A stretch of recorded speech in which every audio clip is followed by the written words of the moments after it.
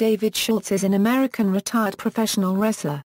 Although he is known for competing in North American regional promotions such as Stampede Wrestling, the National Wrestling Alliance and the American Wrestling Association during the late 1970s and 1980s, he is perhaps best remembered for his short stint in the World Wrestling Federation in 1984, where he gained notoriety after assaulting 20/20 reporter John Stossel during a report on the legitimacy of pro wrestling. Professional wrestling career. Early career. Trained by Herb Welch, Schultz began wrestling in NWA Mid-America during the mid-1970s, eventually teaming with Roger Kirby to defeat Bill Dundee and Big Bad John for the NWA Mid-America Tag Team Championship in May 1976. He would also team with Bill Ash to win the NWA Mid-America Tag Team Championship before losing the titles to George Gulas and Gorgeous George, Jr. later that year. While in the Maritimes, he also defeated Terry Sawyer for the Canadian Heavyweight Championship in Halifax, Nova Scotia on August 9, 1977. Feuding with Sawyer over the title, he would briefly lose the title back to Sawyer before regaining it on August 13 and remain champion until the title became inactive before the end of the year. Although losing to Bob Armstrong in a match for the NWA Southeastern Heavyweight Championship in 1978, he later regained the title the following year, feuding over the title with Ron Slinker in mid-1979. Teaming with Dennis Condrey, the two later won the NWA Southeast Tag Team Championship after defeating Dick Slater and Paul Orndorff in November 1979 and successfully defended the titles for several months before the title was held up during a match against Mike Stallings and the Matador on February 3, 1980, and lost the titles to them in a rematch a week later. From the Maritimes to Hartford, returning to the Maritimes region, he wrestled as David Von Schultz in Atlantic Grand Prix Wrestling, later becoming the first AGPW US Heavyweight Champion on June 26, 1980. Defending the title against veterans such as Leo Burke, Stephen Petitpas and the Great Malumba throughout the summer, he eventually lost the title while he and the Cuban Assassin feuded with AGPW North American Tag Team Champions Leo Burke and Stephen Petitpas during his last weeks in the region. During the next several years, he began wrestling for Starrcade Stampede Wrestling as part of Foley's Army, feuding with Leo Burke and Mr. Hito over the Stampede Wrestling North American Heavyweight Championship during 1981, and also faced AWA World Champion Nick Bockwinkel in a non-title inter-promotional match. He also briefly teamed with Wayne Ferris as the Memphis Mafia before Ferris turned on him in a storyline in which he had been bought by manager J.R. Foley. The two would continue feuding with each other throughout Western Canada and eventually defeated Ferris in a steel cage match in Vancouver, British Columbia in 1983. In 1984, while competing in Memphis, promoter Vince McMahon had become impressed with Schultz after watching an interview in which he had made derogatory remarks about Hulk Hogan during his brief stay in the area. He, along with tag team partner Macho Man Randy Savage and his brother Lanny Poffo, would become one of the first major regional wrestlers to be signed by Vince McMahon. Within a short time, had become one of the top heels in the promotion, being aligned with Roddy Piper, Bob Orton and Paul Orndorff in their feud with Superfly Jimmy Snuka, and later teamed with Piper and Orndorff to defeat S.D. Jones, Rocky Johnson and Bobo Brazil in a six-man tag team match at the Capitol Center in Landover, Maryland. On June 17, he would also face WWF World Champion Hulk Hogan in Minneapolis, Minnesota. Battery on John Stossel. Schultz had a notorious encounter on December 28, 1984 with 20/20 reporter John Stossel while Stossel was backstage at Madison Square Garden doing a story about professional wrestling secrets. During an interview, Stossel told Schultz that he thought pro wrestling was fake, and Schultz's response was to hit Stossel in the head twice, knocking him to the floor each time. Before the first hit, Stossel said, "I think this is fake," to which Schultz said, "You think it's fake?" and hit him the first time on his right ear. Before the second hit, Schultz said, "What's that? Is that fake?" "Huh? What the hell's wrong with you? That's an open hand slap. You think it's fake? I'll fake you."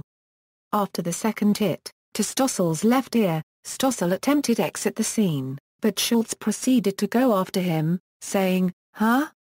What do you mean, fake. What the hell's the matter with you?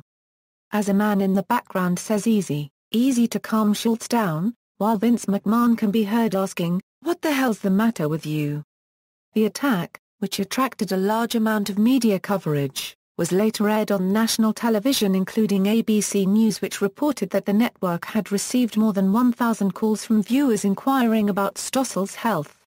Marvin Cohn, a deputy commissioner at the New York State Athletic Commission, had been present at the arena during the incident and immediately suspended Schultz for his actions.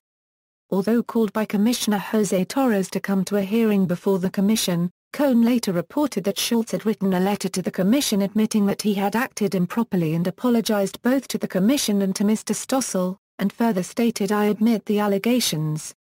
I intend the commission to know that I did not intend to hurt John Stossel. I apologize to the commission and to John Stossel." Stossel stated that he suffered from pain and buzzing in his ears 8 weeks after the assault.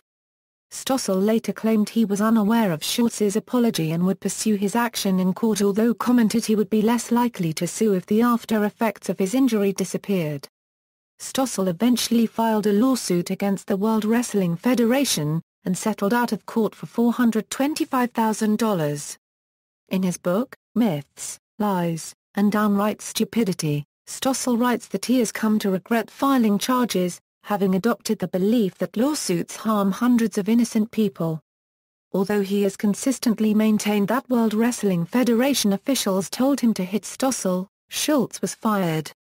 Many industry insiders believe that it was not because of his actions against Stossel, but rather because he challenged Mr. T to a fight backstage at a WWF show at Madison Square Garden. Later career and retirement. He wrestled for a time after this, returning to Memphis and competed internationally in Japan and Canada, but this was short-lived and he retired from professional wrestling soon after.